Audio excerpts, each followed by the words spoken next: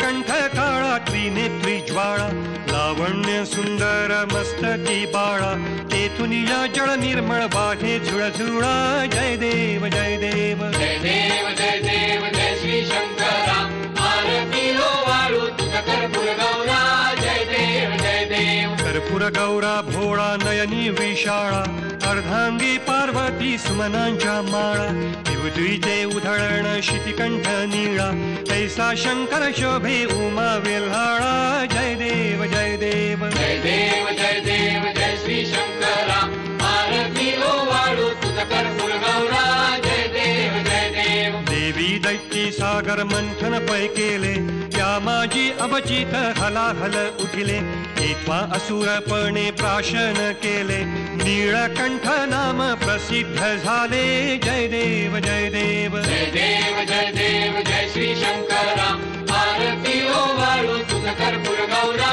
जय देव जय देव व्याघ्रांबर फणीवर धर सुंदर मदनारी पंचानन मनमोहन मुनिजन सुखकारी शतकोटीचे बीज वाचे उच्चारी रघुकुळ टिळक रामदासांतरी जय देव जय देव जय देव जय देव जय श्री शंकरा आरती वाळू तुझ कर्पूर गौरा जय देव जय देव रामेश्वर मंदिरापासून अवघ्या 5 मिनिटाच्या अंतरावर असलेलं हे चंपावती देवीचं मंदिर. चंपा म्हणजे चाफा. चौलच्या या काळाग्नी देवीला चाफ्याची फुलं अतिशय प्रिय होती. त्यामुळेच पुढे या देवीचं नाव चंपावती असं प्रचलित झालं. 700 वर्षापूर्वींचा इतिहास असलेल्या देवीची मूर्ती काळ्याशार पाषाणात घडवली आहे. मंदिरात शिरताच मन शांत आणि प्रसन्न होतं. एकदा एक कोळी समुद्रात त्याच्या तराफ्यासह भरकटला होता.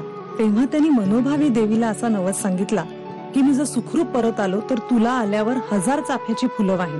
परंतु परत आल्यावर त्याला एवढी फुलं मिळालीच नाहीत. तेव्हा त्यांनी 1000 रुपयाचं एक फुल विकत घेऊन देवीच्या चरणी वाहिलं आणि देवीला नवस स्वीकारण्याची विनंती केली.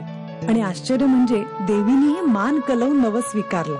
तेव्हापासून चंपावती देवीची मान कललेलीच आहे असा इथला इतिहास सांगतो.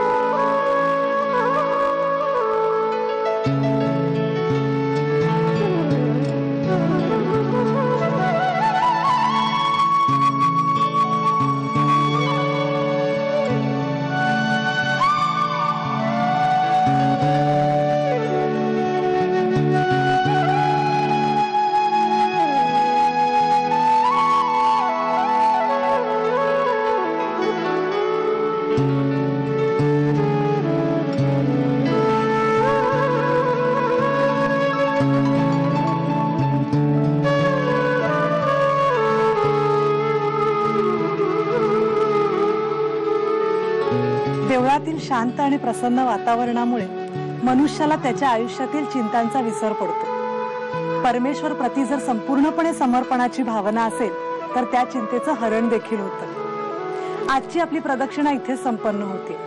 या भागाविषयी आपल्या प्रतिक्रिया तसंच तुम्हाला माहिती असलेल्या एखाद्या देवस्थानाविषयी आम्हाला जरूर कळवा. ते कळवण्यासाठी आमचा पत्ता आणि ईमेल आयडी आहे. तेव्हा भेटूया प्रदक्षिणेच्या नव्या भागात नव्या मार्गक्रमणात. तोपर्यंत नमस्कार.